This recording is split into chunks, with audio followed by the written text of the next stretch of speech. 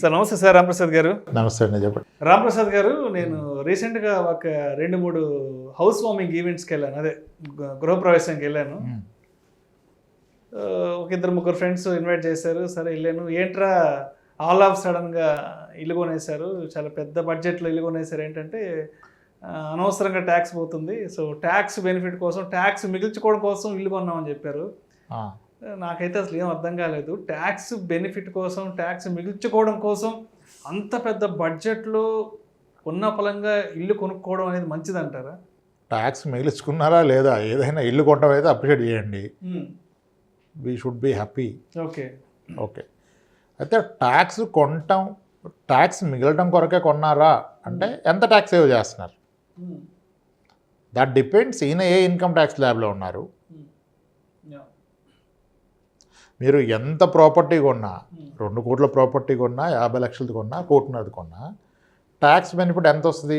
Home loan వలన section 24లో 2 lakhs interest paid up to 2 lakhs per year is tax exempted. సంవత్సరానికి ఒక 2 లక్షలు, 2 లక్షల మీద 2 లక్షల మీద కట్టే ఇన్కమ్ ట్యాక్స్ మిగులుతుంది. 2 లక్షలు ఏం మిగలదు. అదే ఇన్కమ్ ట్యాక్స్ 30% స్లాబ్లో ఉన్నట్లయితే 2 లక్షల మీద 30 అంటే 60,000. అదే కదా, అది మిగులుతుంది. ఇప్పుడు ఆ ఇల్లు కొన్న వ్యక్తిది హెచ్ఆర్ఏ ఎంత ఉంది? హెచ్ఆర్ఏ బెనిఫిట్ పోతుంది కదా హోమ్ లోన్ తీసుకుంటే. ఇన్ కేస్ హెచ్ఆర్ఏ బెనిఫిటే మీకు 2 lakhs అబవ్ ఉందనుకోండి, ట్యాక్స్ పరంగా ఇది లాస్ మీకు. విత్ ఇన్ సేమ్ సిటీలో మీరు వర్క్ చేస్తున్న సిటీలోనే ఇల్లు కొంటే you can't avail both home loan benefit and HRA benefit. Okay. So home loan తీసుకోవడం వల్ల హెచ్ఆర్ఏ బెనిఫిట్ వెళ్ళిపోతుంది. అప్పుడు మరి హెచ్ఆర్ఏ బెనిఫిట్ ఎక్కువ ఉందా, హోమ్ లోన్ బెనిఫిట్ ఎక్కువ ఉందో చూసుకోవాలి. ఓకే. ఇప్పుడు హయ్యర్ బేసిక్ ఉన్న వాళ్ళకి హెచ్ఆర్ఏ క్యాలిక్యులేషను మెట్రోస్లో అయితే బేసిక్లో 50, నాన్ మెట్రో అయితే 40%, అది యాక్చువల్స్ అంది రెంట్. ఇప్పుడు ఎక్కువ శాలరీలో ఉన్న వాళ్ళకి హెచ్ఆర్ఏనే ఎక్కువ ఉంటుంది. హెచ్ఆర్ఏ 4 lakhs ఉన్న వాళ్ళు, 5 lakhs ఉన్న వాళ్ళు కూడా ఉన్నారు. ఇప్పుడు ఆయనకి ఇక్కడ హోమ్ లోన్లో వచ్చే 2 lakhs పేమెంట్ కొరకు అక్కడ 4 lakhs పోగొట్టుకుంటే లాస్ కదా. It's all again depends case to case. అయితే సైకలాజికల్గా అందరూ ట్యాక్స్ గురించే చేస్తూ ఉంటారు. ఇన్వెస్ట్మెంట్లు ట్యాక్స్ గురించే. ఫస్ట్ పాలసీ తీసుకున్నాడు ఎండోమెంట్, ఎందుకంటే ట్యాక్స్ బెనిఫిట్. అసలు ట్యాక్స్ స్లాబ్లో లేడు, ట్యాక్స్ బెనిఫిట్ కొరకు. హోమ్ లోను ట్యాక్సే. ఇల్లు తీసుకోవాలి ప్రతి ఒక్కళ్ళు. ఇప్పుడు మీ ఫ్రెండ్ ఇల్లు కొన్న వ్యక్తి మ్యారీడా, అన్మ్యారీడా? మ్యారీడే. మ్యారీడ్ అయితే అంత టెంప్ట్ అవసరం అవసరం లేదు. పెళ్లి కాలేదంటే ఇల్లు కొనుక్కోండి, మేబీ దానివల్ల ఏమైనా బెనిఫిట్ అవ్వచ్చు కదా.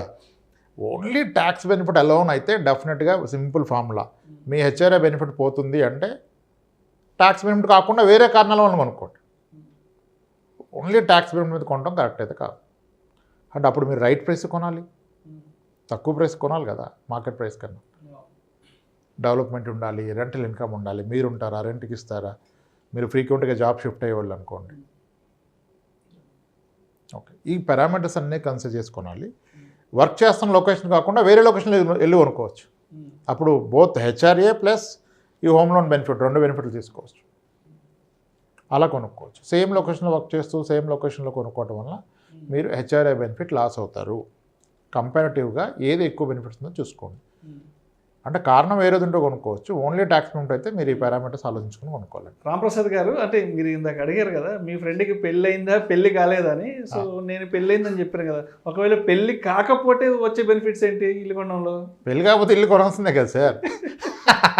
ఇప్పుడు ప్రాక్టికల్గా ఆలోచించండి.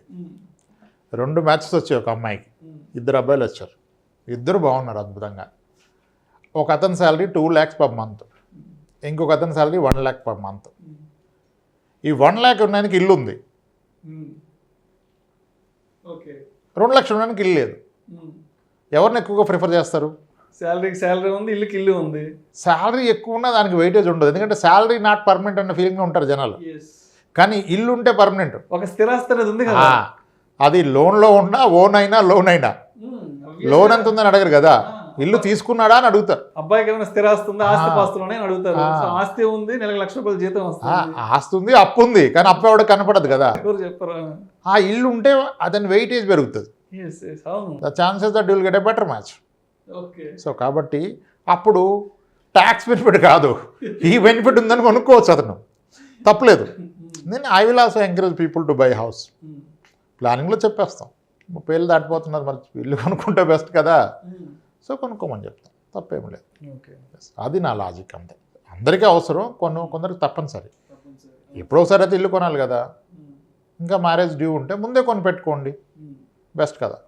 అందుకని చెప్పాను పాయింట్ అంతే. అంటే మొన్న కోవిడ్ లాంటి సిచ్యువేషన్స్లో చూసాము, రెంట్ కొన్న వాళ్ళు ఎన్ని రకాల ఇబ్బందులు పడ్డారో. అంటే కోవిడ్ వచ్చి హౌస్ ఓనర్స్తో రకరకాల ఇబ్బందులు కూడా ఫేస్ చేశారు. సో అలాంటప్పుడు నిజంగా ఒక సొంత ఇల్లు అనేది జీవితంలో ఉండాలి. ఎందుకంటే ఒక్కొక్కసారి రెంట్ హౌస్లో పడే ఇబ్బందులు అందరూ ఫేస్ చేస్తుంటాం. బట్ అలాంటప్పుడు తప్పనిసరిగా అనిపిస్తుంది జీవితంలో ఒక ఇల్లు ఉండాలి, చచ్చే లెవెల్లో ఒక సొంత ఇల్లు కొనుక్కోవాలి ఇంటెన్షన్ ప్రతి ఒక్కరికి ఉంటుంది.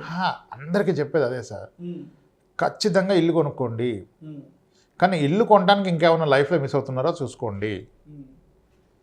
ఇల్లు కొనండి, అది మీరు ఉండడానికి కొనండి, ఎవరో ఉండడానికి ఇల్లు కొనటాలు మానేయండి అని చెప్తాను నేను. అంటే మీ పెట్టుబడికి, మీరు తీసుకున్న బడ్డెన్కి మేబీ అప్రిషియేషన్ ఉన్నా మళ్ళీ ఒక లాంగ్ టర్మ్ లోన్ కమిట్మెంట్ పెట్టుకొని ప్రైవేట్ సెక్టర్లో ఈ స్ట్రెయిన్ తీసుకోవడం అవసరమా?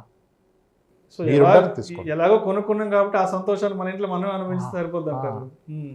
మీరు ఉండడానికి కొనుక్కోండి, పెద్ద బాధ ఏమి ఉండదు.